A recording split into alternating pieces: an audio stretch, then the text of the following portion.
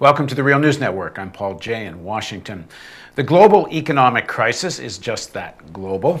But as we know, it's triggered by, and its home begins in the United States, which is also the global manager of global capitalism. But much of this crisis is also unfolding in Europe, and certainly the crash on Monday, to a large extent, was triggered by lack of confidence, which seems to be the word these days, not in the American T-bill that Standard & Poor's was talking about, but the real lack of confidence was what's happening with the euro and Europe, and the actor at the core of all of this, or center of it, is the European Central Bank. It doesn't get as much attention in the popular media as perhaps it should. Now joining us to talk about the ECB is Bill Black, who just recently returned from Europe. Bill is an associate professor of economics and law at the University of Missouri, Kansas City. He's also the author of the book, The Best Way to Rob a Bank is to Own One. And he now joins us from Kansas City. Thanks, Bill. Thank you. So you just came back from Europe. You've been following the European crisis and the ECB. What's your take? Well, the ECB is trapped in a situation where, under its statutory mandate, it would have to sit back and watch the euro system collapse. And so it is managing to rise above its principles and the law, and instead actively seek to do things which the European Central Bank was ordered not to do, which is to serve as a lender of last resort and to fight recessions. The ECB's sole statutory mandate is to fight against inflation, but that has triggered a crisis that would bring down the whole euro system. Now that went along with the sort of ideology, or some would suggest even dogma, that was in place with the founding of the ECB, that the issue is inflation, and even if you have to live with unemployment or even high unemployment, you still focus on inflation. So first of all, unpack that. Why was inflation such a single-minded target? Because the United States still can export some things, and one thing we export is really stupid economic ideas. And we train much of the leadership of European central banks in our doctoral programs in economics, and then we send them off to do mischief in many parts of the world, Europe being one of the places where they became completely dominant. So the logic went, if you stop inflation, you will get highest employment you can get, and therefore you should only worry about inflation and all will be well. Because under this theoclassical economic model, economic crises really couldn't occur. They were a thing of the past, and these people went around congratulating themselves about creating the, quote, great moderation, unquote, which they said was a result of almost total central bank independence from the government. Of course, it was not independent from the banks, and their new, improved, very conservative economic views. And indeed, the current head of the European Central Bank, the ECB, Trichet, went to Ireland about 3.5, 4 years ago and said, Ireland should be the model for the entire EU. All the new states should do what Ireland is doing.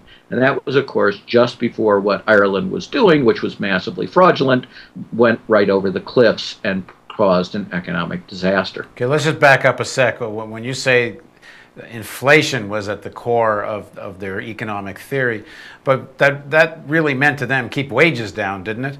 That they have this idea that higher wages always causes higher inflation. They don't want to ever go suggest that it might actually just mean less profits. But they were just very focused on the issue of wages, were they not? They were focused on inflation generally, and yes, they believed in the Phillips curve. And the Phillips curve was this thing that no one much believes in anymore, that says there's a trade-off between unemployment and inflation, and essentially there's not much you can do about it. And therefore, since inflation is everything, you just simply have to allow a lot of unemployment so that we can keep inflation very low. Now, at this juncture, even the conservatives don't much believe in that part, because we've seen that you can have very low unemployment with no inflation at all. But yes, that was their mindset, especially 15 years ago. So where are we now? That theory don't seem to be doing so well. No, and indeed, the head, former chief economist uh, of the IMF, the International Monetary Fund, which shared this theoclassical dogma, recently came out with a new book.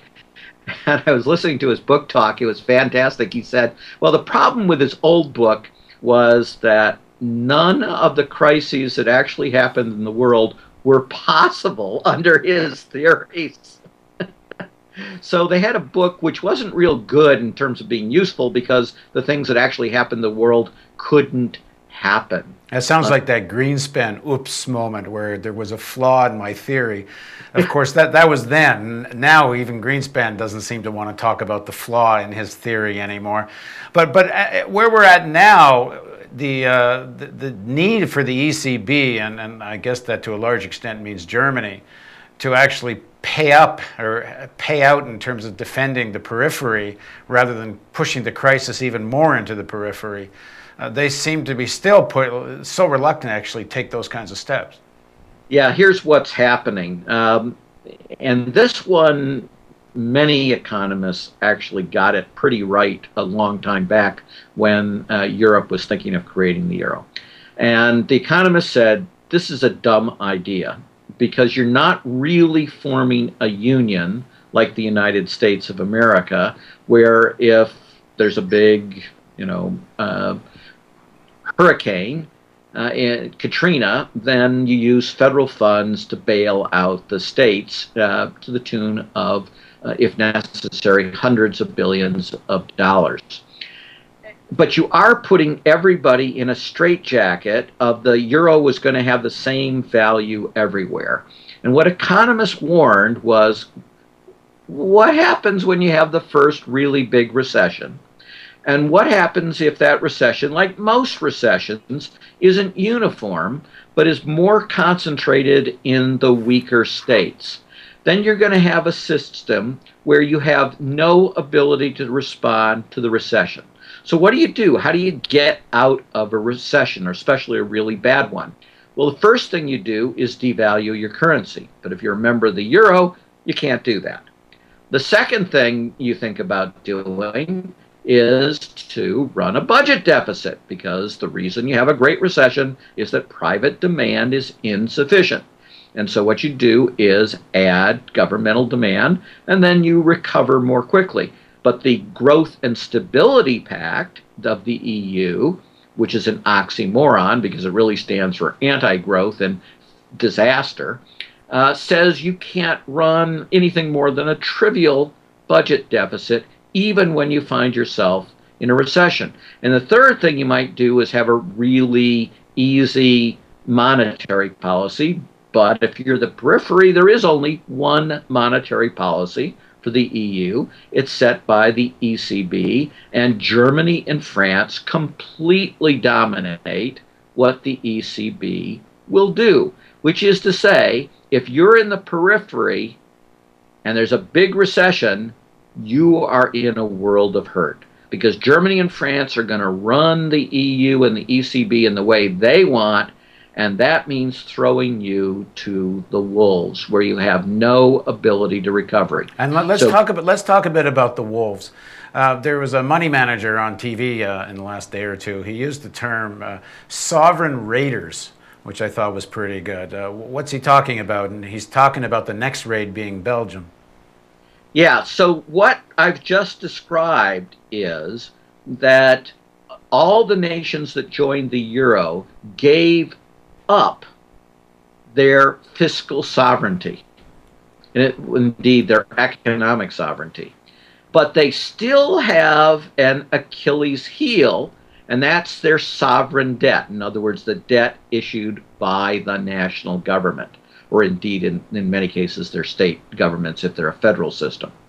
Because that debt you're still on the hook for.